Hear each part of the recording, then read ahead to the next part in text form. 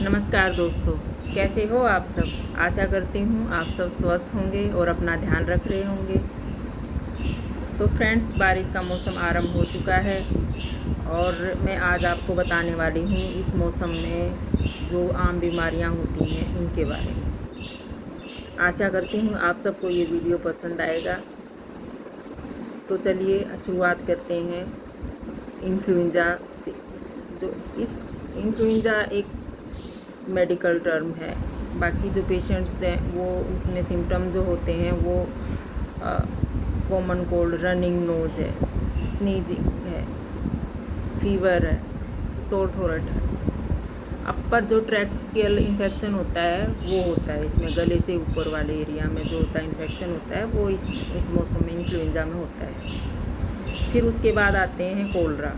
Cholera को normal आप लोग डायरिया, लूज मोशंस कह सकते हैं। जब ये 5 to 6 या 7 to 8 होते हैं तो हम इसको नॉर्मल डायरिया बोलते हैं और सिंपल मेडिसिन से ये कवर हो जाता है। लेकिन अगर कई बार क्या होता है कि 15 से 20 बार, 30 बार या ऐसे इतनी बार जब आप मोशन आने लगते हैं और वाटरी आपका मोशन होना शुरू हो जाता है तो उसको कोलरा में वो हम डिफ़ाइन करते हैं कि कोलरा होगा। तो वो फिर आपको हॉस्पिटलाइज करना पड़ता है, आईवी फ्लूइड वगैरह देना पड़ता है। और कई बार अगर टाइम पे आपको प्रॉपर ट्रीटमेंट ना मिले तो कई बार ये फैटल भी कर जाता है, जो कि पहले से ही कुपोषित होते हैं उनके लिए मैं ये शब्द बोल रही हूँ। फिर आते हैं फीवर। फीवर कई तरह के होते हैं, जैसे टाइफाइड हो गया, डेंगू हो गया, मलेरिया हो गया। तो जो डेंगू और मलेरिया है वो मच्छरों से फैलते हैं।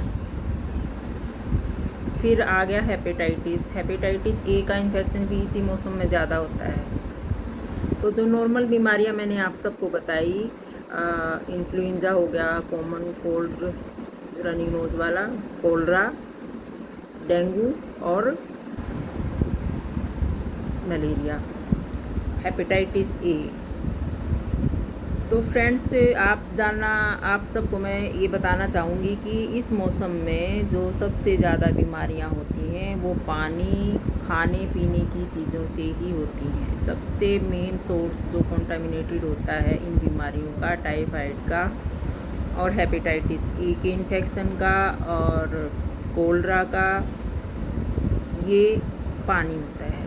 तो हमें हमेशा ध्यान रखना चाहिए कि हमें अपना पानी जो है वो साफ़ सुथरा पानी पिएं। अगर आप सुबह पानी अपना उबाल के रखें और फिर उसको दिन भर यूज़ करें, सबसे बेस्ट है। तो आपकी आधी बीमारियां तो यहीं ठीक हो जाएंगी। फिर दूसरा आता है वेजिटेबल्स एंड फ्रूट्स के लिए।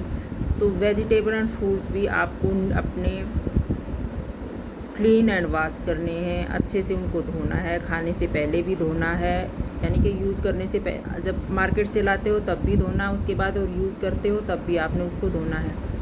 फिर आता है कि आपने अपने हैंडों को, हाथ जो है, हैंड्स को अपने आप, जो आपके हैंड्स हैं उनको सैनिटाइज रखना, साबुन से धोना यूज़ करने से पहले भी।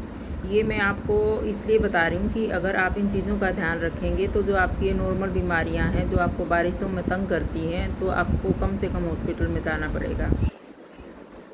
फिर हेपेटाइटिस जो है वो भी खाने पीने की चीज़ों से ही होता है। जो वेजिटेबल्स होती हैं, फ्रूट्स होते हैं, अध कच्ची सब्जियां होती हैं, या जो भी बाहर का खाना होता है, जो भी हम स्टोर्स पे खाते हैं, वहाँ पे प्रॉपर हाइजीन का जब हम ध्यान नहीं रखते हैं तो भी ये बीमारियाँ आती हैं। तो बारिश के मौसम में आपने अपनी हाइजीन का, अपने पानी का, अपने फ्रूट्स वेजिटेबल्स का जितना पहले ध्यान रखते थे उससे ज़्यादा ध्यान रखना है।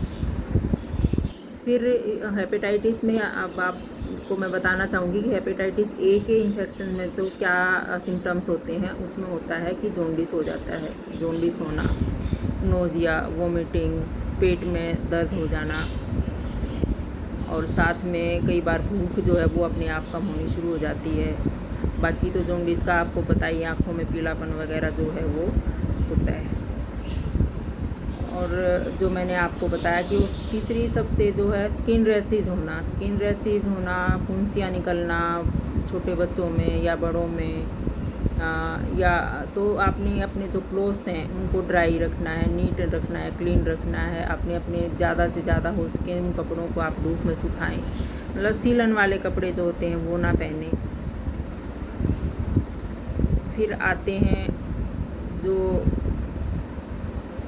ये बीमारियां जो मैंने अभी आपको बताई हैं इनका, हाँ डेंगू के ऊपर आते हैं। डेंगू और मलेरिया ये आप सबको पता है मच्छरों से होता है। तो अपने आसपास जो भी आपका पुराना सामान है या गड्ढे वगैरह घर के आजू बाजू या घर में जो कूलर वगैरह रखे हुए हैं उनको आप ड्राई रखें, अभी क्लीन रखें, यानी कि जितना हो सके आप मच्छरों को पैदा मत होने दें। जो भी मच्छरों के लिए जो पिल्स आती हैं, रिपिल्स आती हैं, या कोई भी जो आपका घरेलू नुस्खा है, जो अपनी पुराने उसमें नीम के पत्ते जलाना या ऐसे जो भी आपके पास जो भी सामान उपलब्ध है उससे आप यूज़ करके मच्छरों को जितना हो सके उनको कम रखें। तो अगर आप इन चीज़ों का ध्यान रखेंगे तो आपको अपने परिवार को, खुद को स्वस्थ रखेंगे। फ्रेंड्स, जो मैंने अभी आपको बीमारियां बताई हैं, आशा करती हूँ आप इन सब से बचे रहेंगे। इन सब में जो मैंने चीज़ें आपको सावधानियां बताई हैं उन चीज़ों का ध्यान रख के आप स्वस्थ रखेंगे। अगर आप इस वीडियो में या इस बारिश में होने वाली और कुछ बीमारियों के बारे में मुझसे जानना चाहते हैं तो आप कमेंट सेक्शन में जाके आप कमेंट कर सकते हैं और मैं आपके सवालों का जवाब ज़रूर दूंगी। आज के लिए इतना ही। धन्यवाद। नमस्कार।